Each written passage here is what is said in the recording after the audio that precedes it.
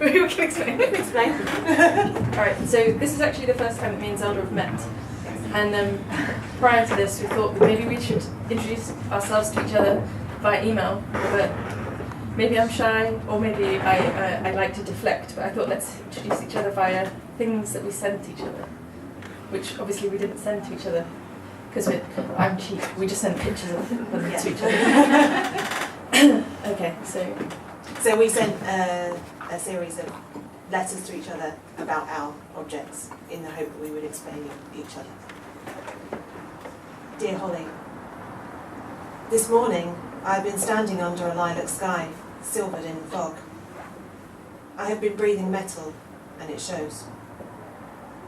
I have been wondering how I can measure the distance between our feet, our hands, our semi-wintered skins. I have found your calipers, and the ways they fit just inside my left palm, barely adequate. Their feet turned out almost comically.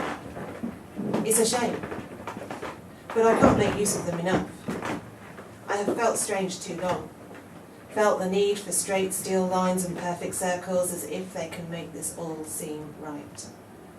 I have been disappointed. I have been wondering if you could show me how to use them, or if you could tell me about the man in Brighton, engraving his initials neatly on the sides of us in case we're lost. I have not thought so much about the act of losing things until now. I have been wondering what you think of the pebbled beach and angry spray and white-tipped waves, or the thought of being found somewhere in the spaces between.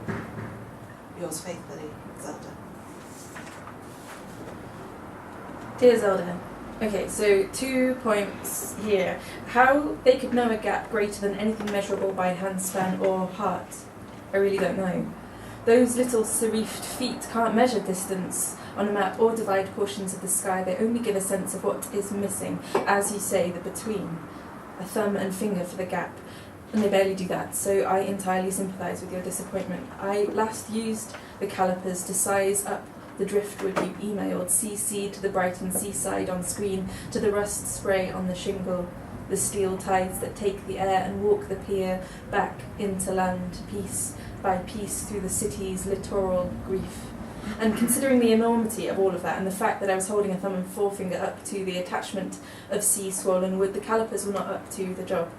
They told me, though, that the wood, the grain, the rot, the salt, the fire damage, the knot was not what I was trying to gauge, but because my calipers are almost 100 years old and bought for the wrong purpose entirely, I can only know the size and smell of what is missing from a tree, from a sea, from a sky, from a poet and another poet talking for the first time, from a pier destroyed and appearing briefly between the fog and the fog, the distances between being lost and found. Second point, initial thoughts. I'm not sure about the man in Brighton, but hand-stamping your name into apparatus for calculating absences that you then lose to an idiot poet who can't tell her inside from her outside calipers and who has no initials in common and will never know what she has lost, does, you're right, come across a bit much. Please feel free to return the calipers, and I will endeavour to find something that fits your hand better. I'm handing over now. Holly.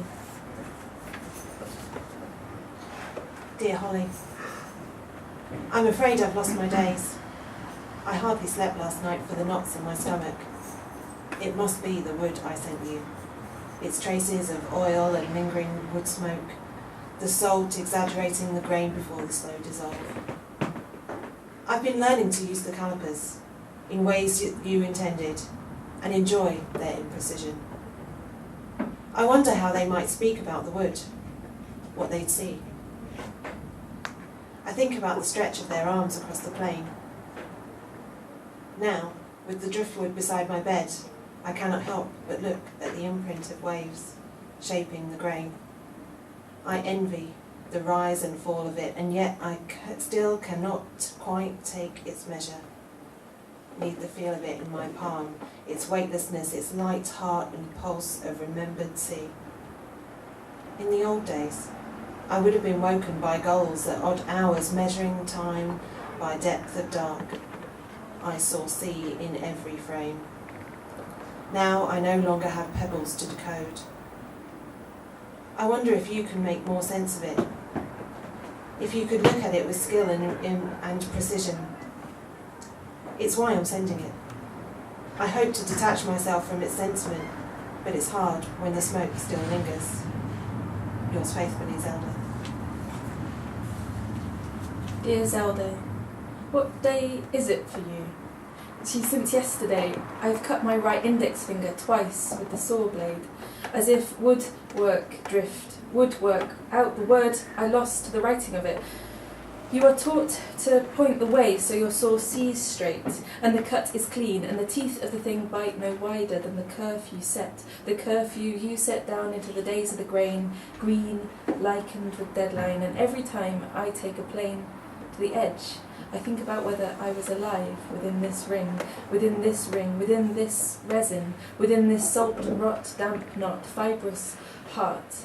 And as I cut away at sticky time, the swarf gathers at my feet, tight dyed hair, and I stand back, tilting myself to a barber's mirror to count the number of years younger I have uncovered in a well-timed cut. But the knots are not what I thought they would be, and my saw bounces before my sight for sore eye hands, and now bloody wood it hurts to type. While drafting this poem, I was drifting through the internet and feeling myself aging from the fingertips up, which are not healing as quickly as they used to when I was green and long-haired. When I saw that 5 years ago Italian scientists were conducting trials to see if human bones could be repaired with wood, they suggested their work would be complete by next year, but there is no news to say whether they are on time. I am sorry for the gap between our last letters. I have the constant feeling I have lost something, but the knots are not what I thought they would be, and swell arthritic with the sea. Warm wishes, Holly.